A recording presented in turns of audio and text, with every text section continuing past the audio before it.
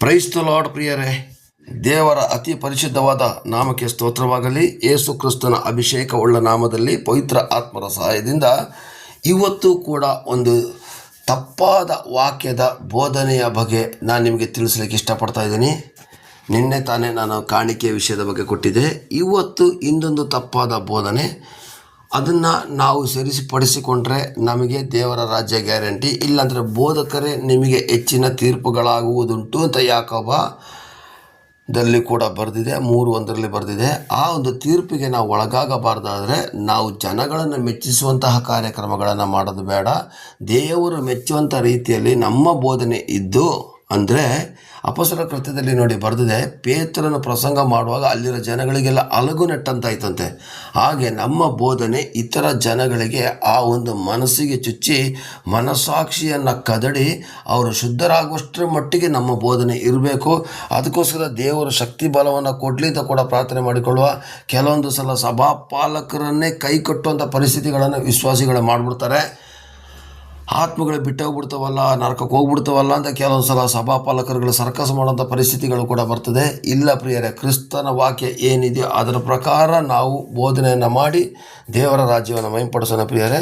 ಹಾಗಾದರೆ ಪ್ರಿಯರೇ, ಇಲ್ಲಿ ರೋಮಾಪುರ 8:1 ಏನು ಬರೆದಿದೆ ಅಂತ ಹೇಳೋದು ನಾವು ನೋಡೋಣ ಪ್ರಿಯರೇ. ಇದನ್ನು ಗಮನಿಸಿ ನಾವು ಓದುವ. ರೋಮಾಪುರದವರಿಗೆ ಬರೆದ ಪತ್ರಿಕೆ 8ನೇ ಅಧ್ಯಾಯ 1ನೇ ವಾಕ್ಯ. ಆದ್ದರಿಂದ ಕ್ರಿಸ್ತ ಯೇಸುವಿನಲ್ಲಿ ಇರುವವರಿಗೆ ಅಪರಾಧ ನಿರ್ಣಯವು ಇಲ್ಲವೇ ಇಲ್ಲ. ವಾಕ್ಯ ಇದೆ, ನಿಜ. ಆದರೆ ಇದೇ ವಾಕ್ಯವನ್ನು ಇವತ್ತು ತಪ್ಪಾಗಿ ಕೊಟ್ಟು ಪ್ರೇರೇಪಣೆ ಮಾಡ್ತಿದ್ದಾರೆ. ಯಾವ ಥರ ಅಂದರೆ, ಯೇಸು ಸ್ವಾಮಿ ಹತ್ರ ಬಂದವರು ಏನೇ ತಪ್ಪು ಮಾಡಿದ್ರು ಕೂಡ ಪಾಪ ಕ್ಷಮಾಪಣೆ ಮಾಡ್ಕೊಬಿಟ್ರೆ ಸಾಕು, ಪರಿಹಾರ ಆಗ್ತದೆ ಅಂತೇಳಿ ಬೀಚಿ ಅಂತ ಹೇಳೋದಕ್ಕಂಥ ಒಬ್ಬ ಕಾದಂಬರಿಕಾರ ಒಂದು ಮಾತು ಹೇಳ್ತಾರೆ. ಕ್ರೈಸ್ತರು ಹಳೆ ಪಾಪನ ದೇವರಿಗೆ ಕೊಡ್ತಾರೆ, ಹೊಸ ಪಾಪನ ಮಾಡ್ತಾರೆ ಅಂತ ಹೇಳೋಂಥ ಒಂದು ಕೆಟ್ಟ ಅಪವಾದ ಕೂಡ ಕ್ರೈಸ್ತರ ಮೇಲೆ ಇದೆ ಪ್ರಿಯರೇ.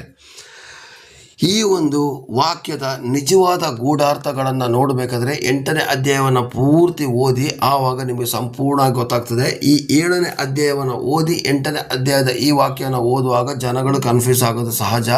ಬಟ್ 8ನೇ ಅಧ್ಯಾಯವನ್ನು ಸಂಪೂರ್ಣವಾಗಿ ಓದಿದಾಗ ಗೊತ್ತಾಗ್ತದೆ, ಕ್ರಿಸ್ತ ಯೇಸುವಿನಲ್ಲಿ ಇರುವವರಿಗೆ ಅಪರಾಧ ನಿರ್ಣಯ ಇಲ್ಲವೇ ಇಲ್ಲ ಅಂದರೆ ಅದರ ಅರ್ಥ ಏನಂದರೆ, ನಿಜವಾಗಿ ಕ್ರಿಸ್ತ ಯೇಸು ಹತ್ರ ಯಾರಾದರೂ ಇದ್ದರೆ ಅವ್ರಿಗೆ ಅಪರಾಧ ನಿರ್ಣಯ ಇಲ್ಲ. ಯಾಕೆಂದರೆ ಅವರು ಅಪರಾಧ ಮಾಡಲಿಕ್ಕೆ ಆಗೋದಿಲ್ಲ. ಅಕಸ್ಮಾತ್ ಅವರು ಅಪರಾಧ ಮಾಡಿದ್ರು ಕೂಡ ಅದನ್ನು ಬಿಟ್ಟುಬಿಡ್ತಾರೆ. ಇಲ್ಲಿ ಪ್ರಿಯರೇ, ಕ್ರಿಸ್ತ ಯೇಸುವಿನಲ್ಲಿ ಇರುವವರಿಗೆ ಅಪರಾಧ ನಿರ್ಣಯ ಇಲ್ಲ ಅಂದರೆ ಅದರ ಅರ್ಥ, ಕ್ರಿಸ್ತ ಯೇಸುವಿನಲ್ಲಿ ಇರೋರು ಯಾರು? ಕ್ರಿಸ್ತನಂತೆ ನಡೆಯೋರು, ಕ್ರಿಸ್ತನ ಹೆಜ್ಜೆ ಜಾಡಿನಲ್ಲಿ ನಡೆಯೋದು. 1ನೇ ಯೋಹಾನ 2:6 ಕೂಡ ಬರೆದಿದೆ, ಕ್ರಿಸ್ತನ ನಡೆದಂತೆ ತಾನು ನಡೆಯೋದಕ್ಕೆ ಬದ್ಧನಾಗಿದ್ದಂತೆ. ಕ್ರಿಸ್ತನ ಜೀವಿತ ಯಾವ ಥರ ಈ ಲೋಕದಲ್ಲಿ ಇತ್ತೋ, ಕ್ರಿಸ್ತನ ವಚನದ ಪ್ರಕಾರ ನಾವು ಇಲ್ಲಿ ನಡೆದ್ರೆ ಮಾತ್ರ ಕ್ರಿಸ್ತನಲ್ಲಿ ಇದ್ದೀವಿ ಅಂತ ಅರ್ಥ. ಇವತ್ತು ತುಂಬ ಜನ ಕ್ರೈಸ್ತರು ಹೇಳ್ತಾರೆ, ಅವರೆಲ್ಲರೂ ಕ್ರೈಸ್ತರು ಅಲ್ಲ ಅಂತ ನಾನು ಹೇಳ್ತೀನಿ ಪ್ರಿಯರೇ. ಕ್ರಿಸ್ತನನ್ನು ಆ ಒಂದು ಆರಾಧಿಸುವವರು ಕ್ರೈಸ್ತರಲ್ಲ, ಕ್ರಿಸ್ತನಂತೆ ನಡೆಯುವವರು, ಕ್ರಿಸ್ತನ ವಾಕ್ಯದ ಪ್ರಕಾರ ನಡೆಯುವಂಥವರು ಮಾತ್ರ ಕ್ರೈಸ್ತರು. ಇದು ಸತ್ಯವಾದಂತಹ ಮಾತು. ಅಂಗೀಕರಿಸುವವನು ಅಂಗೀಕರಿಸಲಿ, ಬಿಡುವವರು ಬಿಡಲಿ, ಸಭೆಗೆ ಕಿವಿ ಉಳ್ಳವನು ಕೇಳಲಿ ಅಂತ ಹೇಳಿದಾಗೇನೆ ಪ್ರಿಯರೇ, ಇವತ್ತು ನಾನು ತಿಳಿಸ್ತಾ ಇರೋಂಥ ಮಾತು, ಕ್ರಿಸ್ತ ಯೇಸುವಿನಲ್ಲಿ ಇರುವವರಿಗೆ ಅಪರಾಧ ನಿರ್ಣಯ ಇಲ್ಲ. ನಿಜ. ಯಾರಿಗೆ ಇಲ್ಲ? ಪಾಪವನ್ನು ಒಪ್ಪಿಕೊಂಡು ಅರಿಕೆ ಮಾಡಿ ಅದನ್ನು ಬಿಟ್ಟುಬಿಟ್ಟು ಕ್ರಿಸ್ತನ ವಾಕ್ಯ ಪ್ರಕಾರ ಯಾರು ನಡೀತಾರೆ ಅವರು ಮಾತ್ರ ಕ್ರಿಸ್ತ ಯೇಸುವಿನಲ್ಲಿರೋದು. ಚರ್ಚಿಗೆ ಬಂದವರೆಲ್ಲರೂ ಕ್ರಿಸ್ತ ಯೇಸುವಿನಲ್ಲಿ ಇದ್ದಾರೆ ಅಂತ ತಿಳ್ಕೊಳ್ಬಾರ್ದು. ಯಾಕೆಂದರೆ ಕೆಲವೊಂದು ಜನ ಅದ್ಭುತಕ್ಕೋಸ್ಕರ ಬರ್ತಾರೆ, ಕೆಲವೊಂದು ಜನ ಆಶೀರ್ವಾದಕ್ಕೋಸ್ಕರ ಬರ್ತಾರೆ. ಹಾಗಾದರೆ ಕ್ರಿಸ್ತ ಯೇಸುವಿನಲ್ಲಿ ಇರೋದು ಹೇಗೆ ತಿಳ್ಕೊಬೇಕಾದ್ರೆ ಪ್ರಿಯರೇ, ಶಾರೀರಿಕ ಭಾವಗಳನ್ನು ಸಾಯಿಸಿ ಆತ್ಮದ ರೀತಿಯಲ್ಲಿ ಯಾರು ನಡೀತಾರೋ ಅವರು ಮಾತ್ರ ಕ್ರಿಸ್ತ ಯೇಸುವಿನಲ್ಲಿ ಇದ್ದಾರೆ ಅಂತ ಅರ್ಥ. ಯೋಹಾನ 3ನೇ ಅಧ್ಯಾಯ 3ನೇ ವಾಕ್ಯದಲ್ಲಿ ಬರೆದಿದೆ, ಯಾವನಾದರೂ ಹೊಸದಾಗಿ ಹುಟ್ಟದಿದ್ದರೆ ದೇವರ ರಾಜ್ಯವನ್ನು ಕಾಣಲಾರನು ಅಂತೇಳಿ. ಹಾಗಾದರೆ ಕ್ರಿಸ್ತ ಯೇಸುವಿನಲ್ಲಿ ಇರೋರು ಯಾರು ಗೊತ್ತಾ? ಇದೇ 8ನೇ ಅಧ್ಯಾಯ, ರೋಮಾಪುರ 8ನೇ ಅಧ್ಯಾಯದ 5, 6, 7, 8 ಓದಿಕೊಳ್ಳುವ. ಶರೀರ ಭಾವವನ್ನು ಅನುಸರಿಸುವರು ಅದಕ್ಕೆ ಸಂಬಂಧಪಟ್ಟವುಗಳ ಮೇಲೆ ಮನಸ್ಸಿಡುತ್ತಾರೆ, ಪವಿತ್ರ ಆತ್ಮನನ್ನು ಅನುಸರಿಸುವರು ಪವಿತ್ರ ಆತ್ಮನಿಗೆ ಸಂಬಂಧಪಟ್ಟವುಗಳ ಮೇಲೆ ಮನಸ್ಸಿಡ್ತಾರೆ. 6ನೇ ವಾಕ್ಯ ನೋಡಿ, ಭಾಳ ಸ್ಪಷ್ಟವಾಗಿ ಬರೆದಿದೆ, ಶರೀರ ಭಾವದವುಗಳ ಮೇಲೆ ಮನಸ್ಸಿಡುವುದು ಮರಣ, ಪವಿತ್ರ ಆತ್ಮನ ಮೇಲೆ ಮನಸ್ಸಿಡುವುದು ಜೀವವು ಮನಸ್ಸಾಂತಿಯೂ ಆಗಿದೆ. 7ನೇ ವಾಕ್ಯ, ಏಕೆಂದರೆ ಶರೀರ ಭಾವದ ಮೇಲೆ ಮನಸ್ಸಿಡುವುದು ದೇವರಿಗೆ ಶತ್ರುತ್ವವು, ಅಂಥ ಮನಸ್ಸು ದೇವರ ನಿಯಮಕ್ಕೆ ಒಳಪಡುವುದೂ ಇಲ್ಲ, ಒಳಪಡುವುದಕ್ಕಾಗುವುದೂ ಇಲ್ಲ. 8ನೇ ವಾಕ್ಯ, ಶರೀರ ಭಾವಾಧೀನರು ದೇವರಿಗೆ ಮೆಚ್ಚುಗೆ ಆಗಿರಲಾರರು. ಹಾಗಾದರೆ ಶರೀರ ಭಾವಾಧೀನರು ಅಂದರೆ ಶರೀರದಲ್ಲಿ ಕ್ರಿಸ್ತನನ್ನು ಆರಾಧಿಸುವವರು ಯೇಸು ಕ್ರಿಸ್ತನಲ್ಲಿ ಇಲ್ಲ. ಆತ್ಮದಲ್ಲಿ ಆರಾಧನೆ ಮಾಡತಕ್ಕಂಥವರು ಕ್ರಿಸ್ತನಲ್ಲಿ ಇದ್ದಾರೆ ಅಂತ ಹೇಳೋದನ್ನು ಇಲ್ಲಿ ಸ್ಪಷ್ಟವಾಗಿ ತೋರಿಸ್ತಾ ಇದೆ ಪ್ರಿಯರೇ. ನೋಡಿ ಎಷ್ಟು ಚೆನ್ನಾಗಿ ಬರೆದಿದ್ದಾರೆ 6ನೇ ವಾಕ್ಯದಲ್ಲಿ, ಶರೀರ ಭಾವದವುಗಳ ಮೇಲೆ ಮನಸ್ಸಿಡುವುದು ಮರಣ, ಪವಿತ್ರ ಆತ್ಮನ ಮೇಲೆ ಮನಸ್ಸಿಡುವುದು ಜೀವವು ಮನಸ್ಸಂತೆ ಆಗಿದೆ. ಏಕೆಂದರೆ ಶರೀರ ಭಾವದವುಗಳ ಮೇಲೆ ಮನಸ್ಸಿಡುವುದು ದೇವರಿಗೆ ಶತ್ರುತ್ವವು ಅಂತ ಬರ್ತಿದೆ. ನೋಡಿ, ಒಂದು ಕಡೆ ಶರೀರ ಭಾವಧೀನರಾಗಿ ನಡೆದರೆ ಮರಣ ಜಾಗ ಯಾವುದು? ನರಕ. ಎರಡನೇದಾಗಿ ಅಲ್ಲಿ ಬರೆದಿದೆ, ಶರೀರ ಭಾವದವುಗಳ ಮನಸ್ಸಿಡುವುದು ದೇವರಿಗೆ ಶತ್ರುತ್ವವು. ದೇವರನ್ನೇ ಶತ್ರುತ್ವನ ಕಟ್ಕೊಂಡಾಗದ್ಮೇಲೆ ಕ್ರಿಸ್ತ ಯೇಸುವಿನಲ್ಲಿ ಇದ್ದವನು ಅಂತ ಹೆಂಗೆ ಹೇಳೋಕ್ಕಾಗುತ್ತೆ? ಇಲ್ಲಿ ದೇವರ ವಾಕ್ಯದಲ್ಲಿ ನೋಡಿ ಬರ್ತಿದೆ, ಅಂಥ ಮನಸ್ಸು ದೇವರ ನಿಯಮಕ್ಕೆ ಒಳಪಡುವುದೂ ಇಲ್ಲ, ಒಳಪಡುವುದಕ್ಕಾಗುವುದೂ ಇಲ್ಲ. ದೇವರ ನಿಯಮಕ್ಕೆ ನಾವು ಒಳಪಡದೆ ಇದ್ದ ಮೇಲೆ ನಮಗೆ ದೇವರ ರಾಜ್ಯ ಎಲ್ಲಿಂದ ಬರ್ತದೆ ಅಂತ ಹೇಳೋದನ್ನ ಒಂದು ಸಲ ನಾವೇ ಕೂಲಂಕುಷವಾಗಿ ಅರ್ಥ ಮಾಡ್ಕೋಬೇಕು. ಹಾಗೆಯೇ 8ನೇ ವಾಕ್ಯದಲ್ಲಿ ನೋಡಿ ಪ್ರಿಯರೇ, ಶರೀರ ಭಾವಧೀನರು ದೇವರಿಗೆ ಮೆಚ್ಚುಗೆ ಆಗಿರಲಾರರು. ಹಾಗಾದರೆ ಶರೀರ ಭಾವಾಧೀನರು ಯಾರು ಅಂತಂದರೆ, ಇನ್ನೂ ಲೋಕದ ಆಸೆಯಲ್ಲಿ ಇರತಕ್ಕಂಥವ್ರು, ಇನ್ನೂ ಹೊಟ್ಟೆ ಕಿಚ್ಚು, ಜಗಳ, ಆಸ್ತಿ ಆಸೆ, ಅಂತಸ್ತು ಆಸೆ, ಸಂಪಾದನೆ ಮೇಲೆ ಸಂಪಾದನೆ, ದುಡ್ಡು ದುಡ್ಡು ದುಡ್ಡು ದುಡ್ಡು ಅಂತ ಒದ್ದಾಡೋರು. ಹೌದು, ದುಡ್ಡು ಮಾಡಬೇಕು ನಿಜ, ಆದರೆ ನಮ್ಮ ಅಗತ್ಯತೆಗಿಂತಲೂ ಹೆಚ್ಚಿನದಾಗಿ ನಾವು ಕೂಡಿಸಿ ಇಡೋದು ನಿಜವಾಗಿ ಅದು ತಪ್ಪು ಪ್ರಿಯರೇ.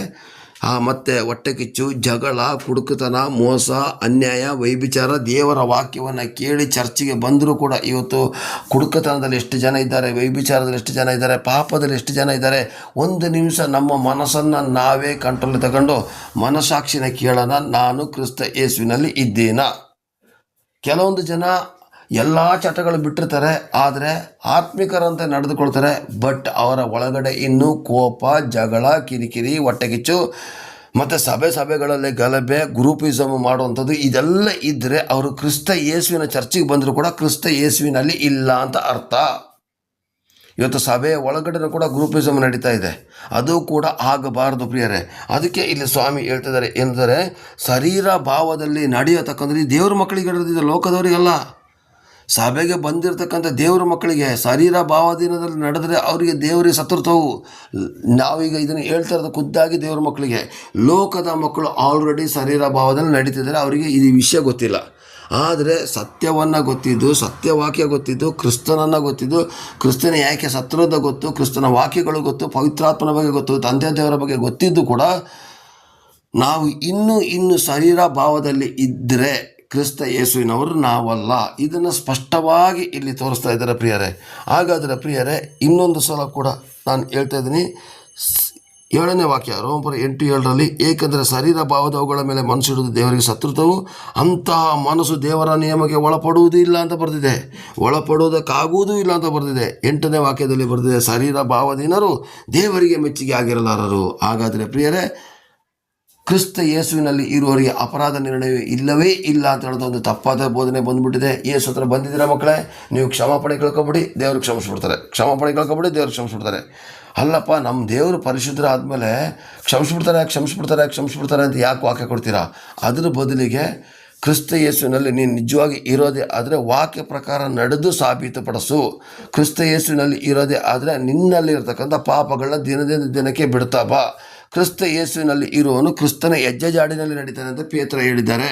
ಕ್ರಿಸ್ತ ಯೇಸುವಿನಲ್ಲಿ ಇರುವವನು ಕ್ರಿಸ್ತನ ನಡೆದ ತಾನು ನಡೆದಕ್ಕೆ ಬದ್ಧನಾಗಿದ್ದಾನೆ ಅಂತ 1ನೇ ಯೋಹಾನ 2:6 ಬರೆದಿದೆ. ಈ ಒಂದು ವಚನಗಳನ್ನ ತೆಗೆದು ನಾವು ತೋರಿಸ್ಕೊಡ್ಬೇಕು. ಅದು ಬಿಟ್ಬಿಟ್ಟು ಕ್ರಿಸ್ತನಲ್ಲಿ ಇದ್ದವರಿಗೆಲ್ಲ ಪಾಪ ಪರಿಹಾರ ಆಗುತ್ತೆ, ನಿಜ ಪಾಪ ಪರಿಹಾರ ಆಗುತ್ತೆ. ಯಾರಿಗೆ ಗೊತ್ತಾ?